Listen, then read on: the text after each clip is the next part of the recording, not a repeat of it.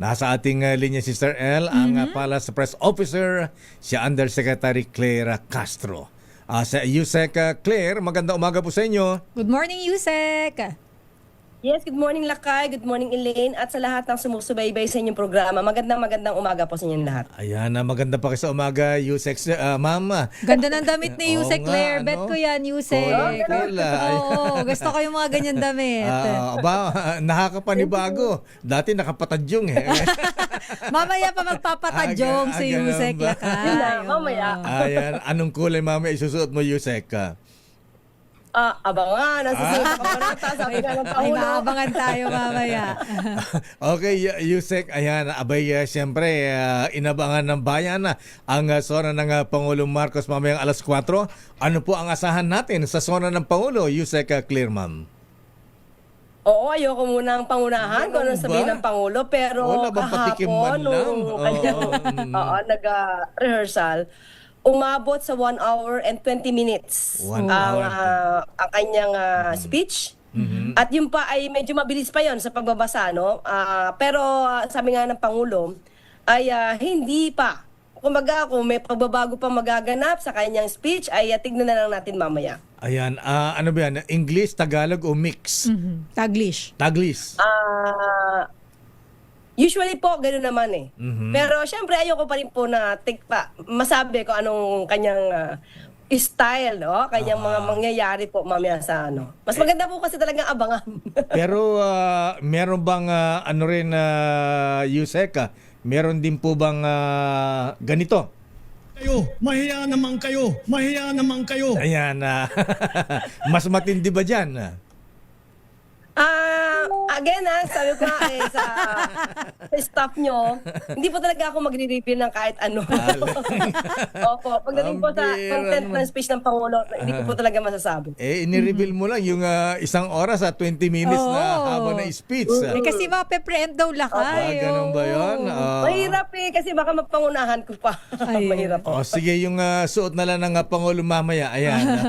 Mag-Amerikana, barong. Ay naku, Lakay, kasi ganito, hindi po namin talaga pinag-uusapan ang suot ng Pangulo. Ganun ba? At ni First Lady, ang dami na pong tatanong sa amin, sa akin. Sabi ko, hindi pinag-uusapan po yan. Ayan, isa pa, ayan, nakailang rehearse ang presidente? Kahapon po yung pinakahuli.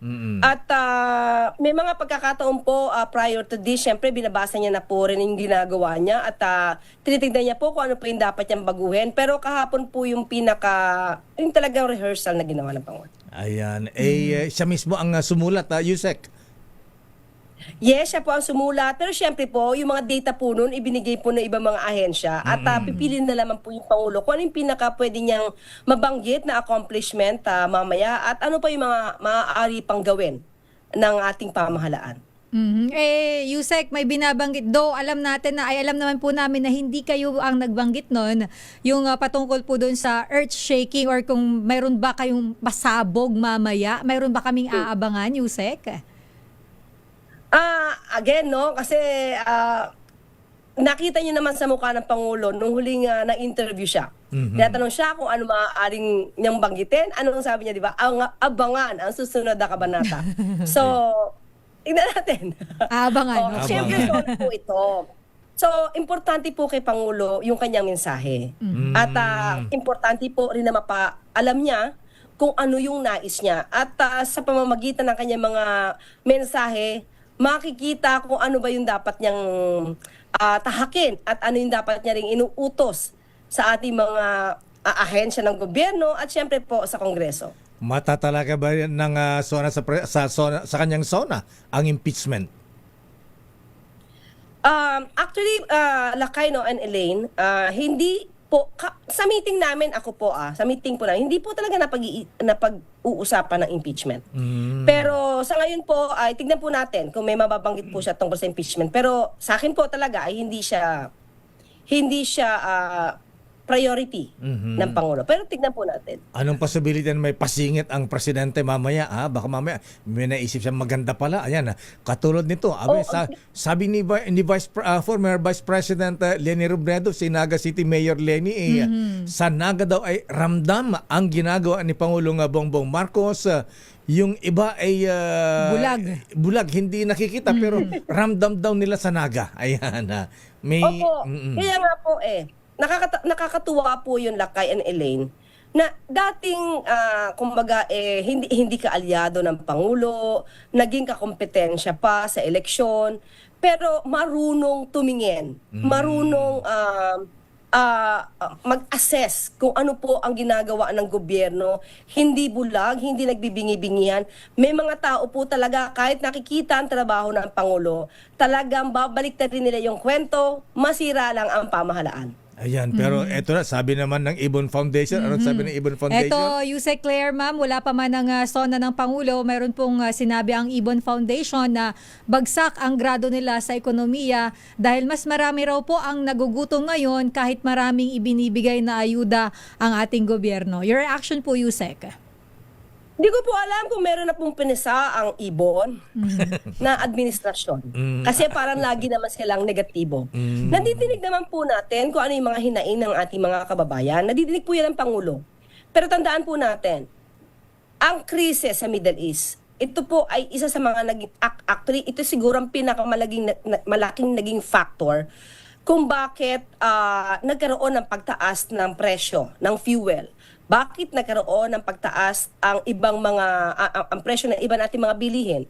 Pero even before, nung nag-start pa lang po itong krisis sa Middle East, nakita po natin kung paano ito tinugunan ng gobyerno, paano ito inasikaso ng Pangulo at ng mga miyembro ng gabinete. Sana nakikita nila ito. At yung pagsusumikap na hindi tayo mapatiran ng supply ng fuel, kahit sabihin natin na tumaas dahil minsan hindi po talaga natin makokontrol ang presyo ng fuel. Pero na-appreciate ba ito ng ibon? Parang wala naman na-appreciate ang ibon sa mga ginagawa ng gobyerno. Lahat laging bagsak. Yusek, ma'am, ayaw po na masira ang duty parang ninyo medyo ngayong umaga. na blood si Yusek sa tanong ko. Sorry, Yusek. Hindi. Okay lang yan kasi kailangan din natin iparating sa taong bayan. Ano ba yung nagagawa talaga ng gobyerno? Marami naman po nakakaramdam. Ayan na nga po, mismo si Mayor Leni Robredo, nararamdaman niya. Yung iba po na walang binayaran sa hospital because of the zero balance billing sa mga DOH hospitals at sa mga ilang LGU hospitals. Nararamdaman po ito ng mga pasyenteng nakatanggap ng mga ayuda.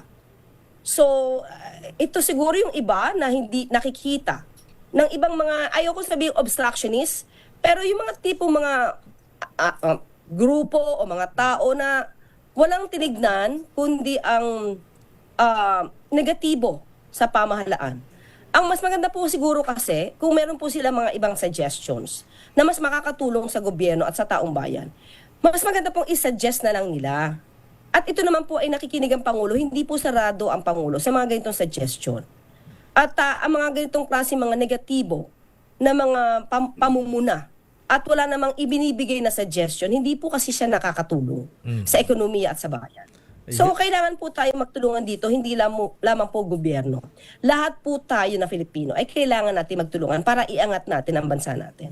Yusek Claire, ma'am, mukhang naka-beauty rest kayo, blooming kayo ngayon. Ayan. Hindi, ilaw po yan. Ilaw. Ang taray naman. Very handy nung pailaw ni Yusek Claire. Yusek Claire, maraming salamat. Ilaw po, secret. Thank you Maraming so salamat. much po, Good Yusek. morning. Good morning. Maraming salamat, Lakay and Elaine. Thank you very much, ma'am. Pala sa Press Officer Yusek Claire Castro.